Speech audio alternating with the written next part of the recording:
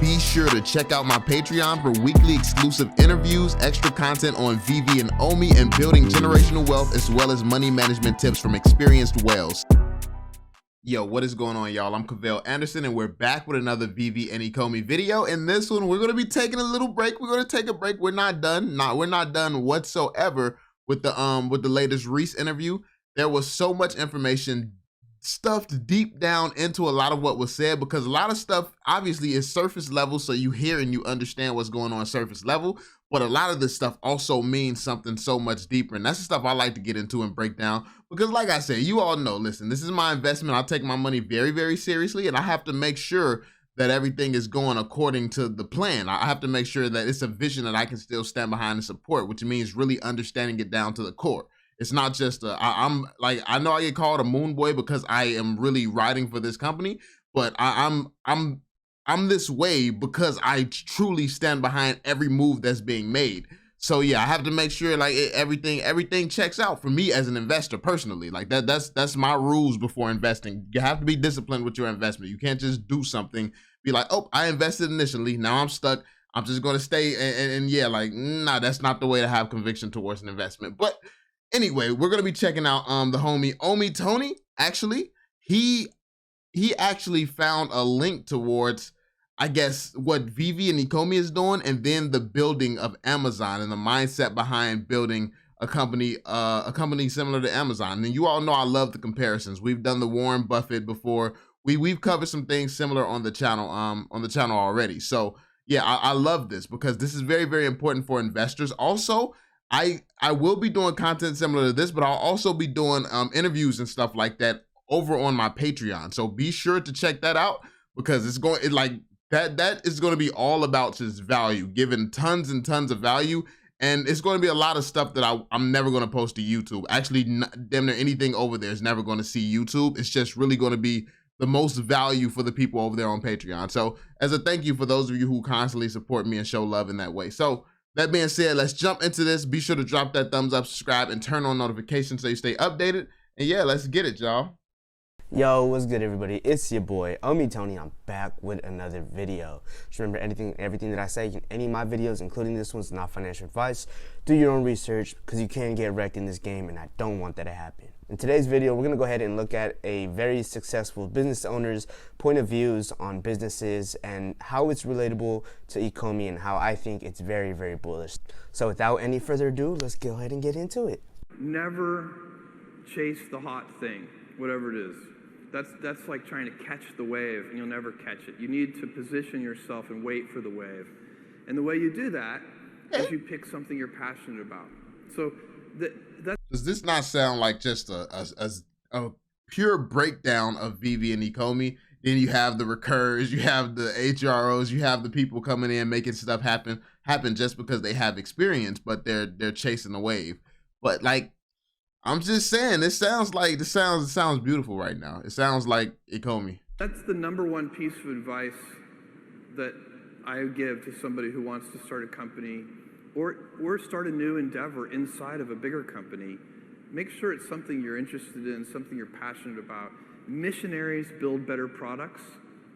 And so I would take a missionary over a mercenary any day. Mercenaries want to, flip the company and get rich. Missionaries want to build a great product or service. And, and one of those great paradoxes, it's usually the missionaries who end up making more money anyway.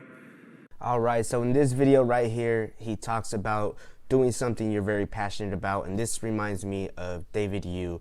He's always been a collector. In very many of his videos, you see cool things in the background. He has a big collection of a bunch of different things. I think he has a warehouse full of collectibles and stuff like that. And if he wasn't in the NFT game right now, he'd probably still be in the collectibles business regardless and doing some other sort of collectible business. So he's very, very passionate about this. And this is, right now, this was intended to be a collector's app, not an investment app. A lot of people think this was built to be, an investment app. That's completely not what it was meant to be. Cash out was not intended since the beginning. I see other companies trying to catch the wave.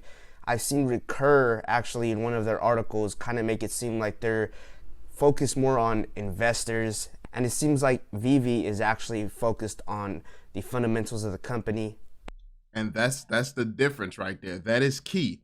Recur is catering to the investors because the investors are the ones that's the loudest, and that shows you a lack of vision, because any company really serious about the vision and focused on the people they should be focusing on, which is the people that's going to take this company to Amazon level. That's like Amazon focusing on the investors over focusing on getting the deliveries to people's homes and getting these systems in place, and like allowing items to be in the store and stuff like that. Like that's it's the equivalent of that. It's like it makes no sense for Amazon, regardless of what an investor wants, more analytical tools to know everything going on and stuff like that. It's all about the customer, and anyone who doesn't understand this is why people think that Veve has competitors right now when they actually don't. They don't actually have competitors. Veve is actually focused on the future and gearing things towards the people that matter more so than the investors. And I mean, a lot of investors in the Ecomi community can't humble themselves enough to know that they're not important. None of us investors are important. What's it like? We're going to get money. Our success from this investment is going to be a byproduct of them focusing on who is important. And any investor should understand this. People want too bad to feel special. You either want to feel rich or you want to feel special. Which one is it? If you want to feel special, please go in a different community outside of my investment, because I'm tired of all the crying and them having to stop what they're doing and cater to the community that's crying because people want to feel special. I would rather feel rich. So this is why I have a zero tolerance, and this is why you see me talking crazy and going off a lot on like just random, like the random hate and toxicness, is because this is about getting rich for me.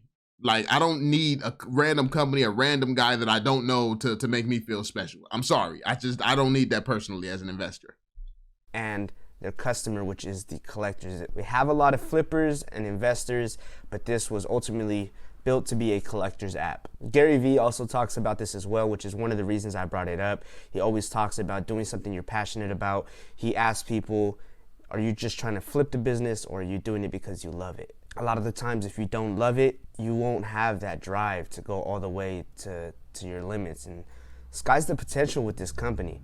And I believe they're gonna do really well, but one of the main reasons is because I see the founders and I know they're passionate about this. This is what they wanna do, and it's not just because it's the hot thing. They're not just trying to ride the wave.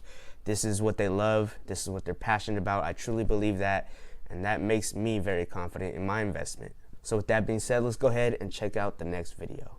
Your stock at one point, I think, went to $100, but then it went down to $6 or something like that. At the peak of the internet bubble, our stock peaked somewhere around $113. Okay.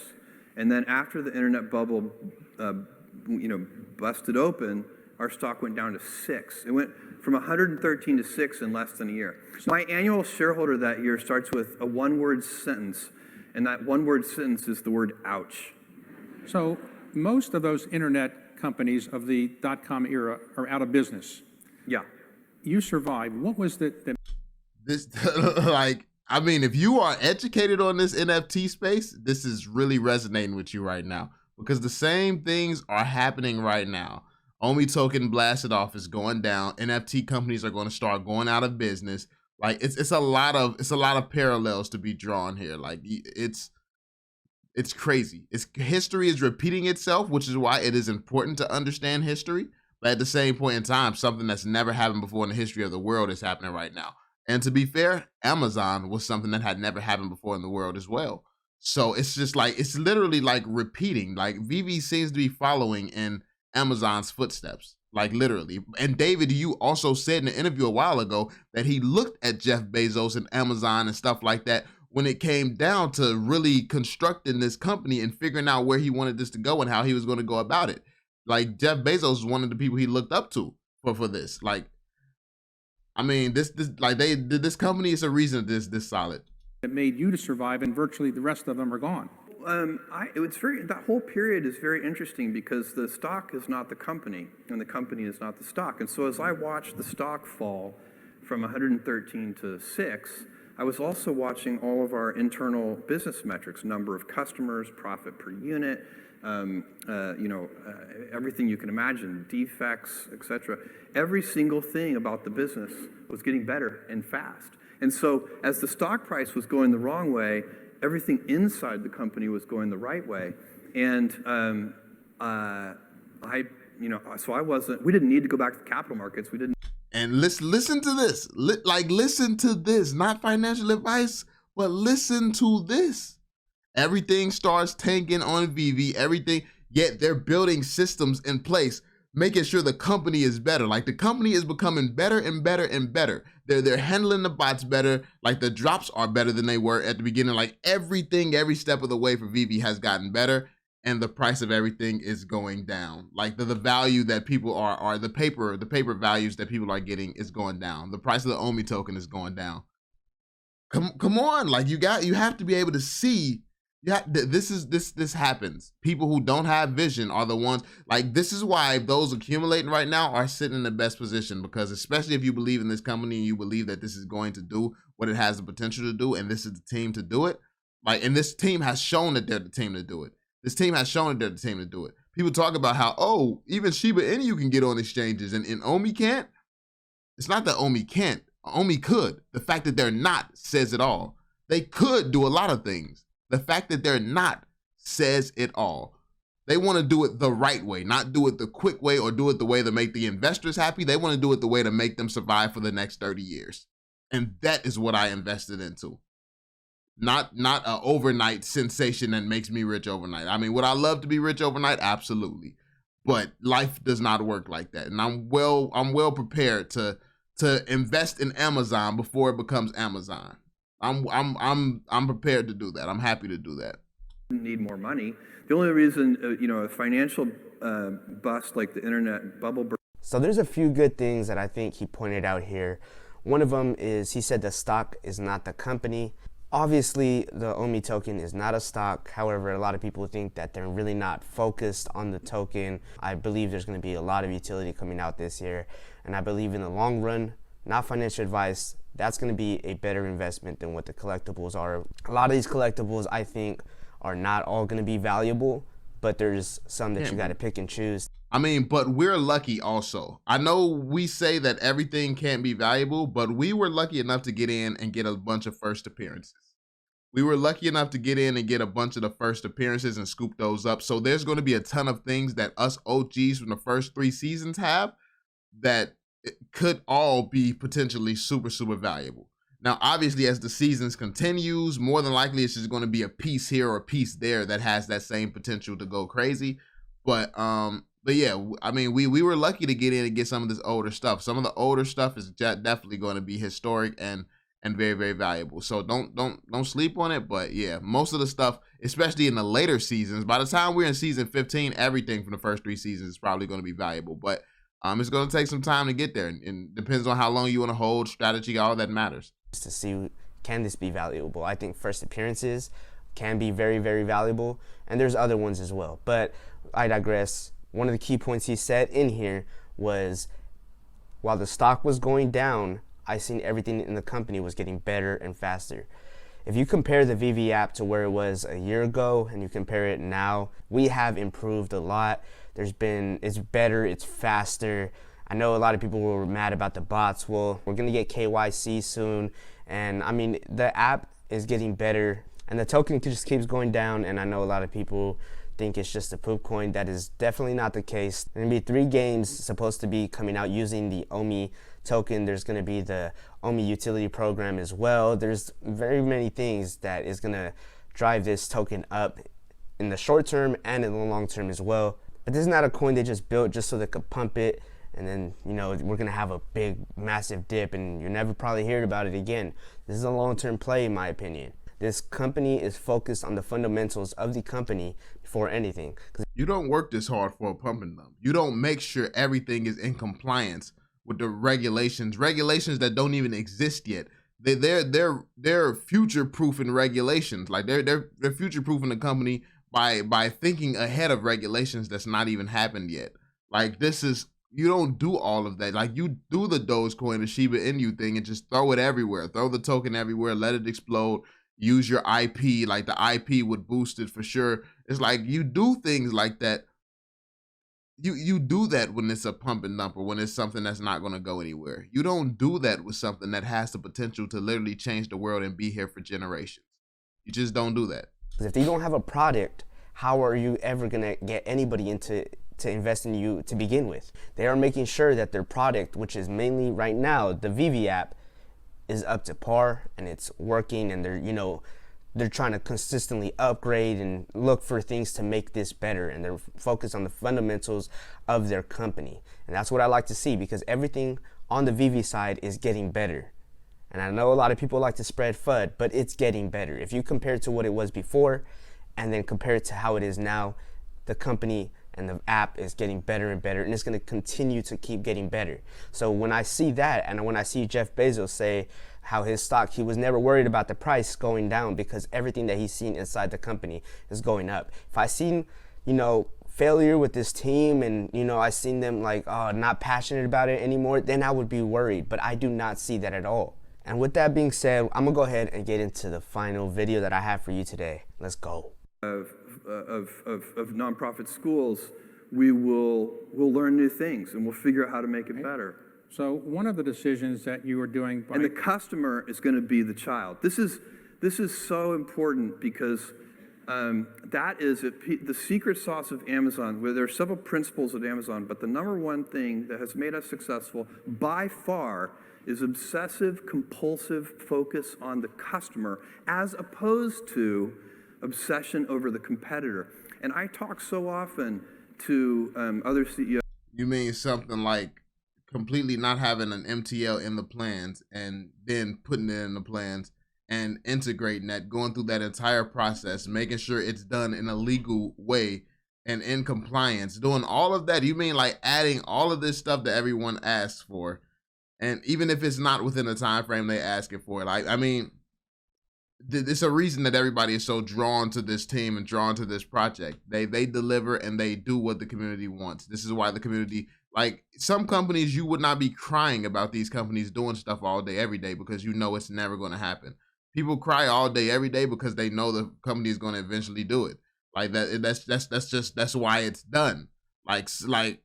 It's a reason you don't see people criticizing me too often. Like, chances are you saying something to me every single day, it's never going to happen. So don't waste your breath. People don't waste their breath anymore. I am who I am. You either like it or you don't. But this company is different, and that says it all. CEOs and some other CEOs, and also founders and entrepreneurs. And I can tell that even though they're talking about customers, they're really focusing on competitors. And it is a huge advantage to any company. Recur? If you can stay focused on your customer instead of your competitor. So then you have to identify who is your customer. So at the Washington Post, for example, is the customer the people who buy advertisements from us? No, the customer is the reader. Full stop. The customer is the reader. And then, by the way. So in this video right here, he's saying the customer is the child, and to not really be focused too much on your competitors and to be focused on your customers. So you got to identify who is the customer. So this app was intended to be a collector's app, and that's what it is right now. It's still intended to be a collector's app. Going forward, I feel like we're going to have way more different types of customers, but right now the main customer is the collector. So it seems to me like they're focused on the customer, because they keep having so many drops and people are like, hey, just stop all these drops and just. Exactly. People always have something to collect. You have the investors who's like, no, you're messing up our investment. Yet you have the collectors where it's like more stuff for us to collect. And that is, as long as they continue to do that, ignore space out these drops. Don't drop them all here. Don't do this. Don't do that. Like, as long as they don't listen to the investors telling them stuff and they continue focusing on the actual collectors, they're golden. Just get the MTL here already. Well, no, they got a customer that they need to focus on. I know you're just trying to flip something, but no, they still got to focus on their customer. I see other projects as well. They be trying to throw blows and stuff like that on Veve. That shows me right there, they're focused on a competitor. And honestly, ain't nobody doing it like Veve, regardless. So, man, they could do whatever they want, but in the long run, I mean, they're vision is not what Veve's vision is. And I see Veve's vision to be way bigger than a lot of these other projects. No disrespect to projects like HRO. I think they're a cool project, or Recur. No disrespect to them, but the vision that I see Veve have compared to the vision I see them have, it's way bigger for Veve. And the sky's the limit, honestly. And right now, what are they doing? They're focused on their customers. I don't see Veve trying to throw blows at other companies to try to make themselves look better.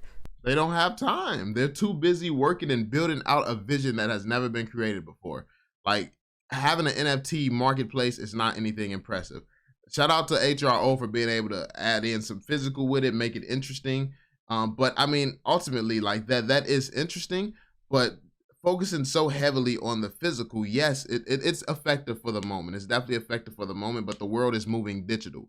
Like, we didn't go digital to go back physical. We went from physical to digital for a reason. So the fact that Veve and Ecomi's focus is going to be on the metaverse, the land, the digital things, the digital experience tied to it, but still have that physical attached to it, just like that's like the cherry on the top, sprinkling on some like you know, just a little bit of extra on the top.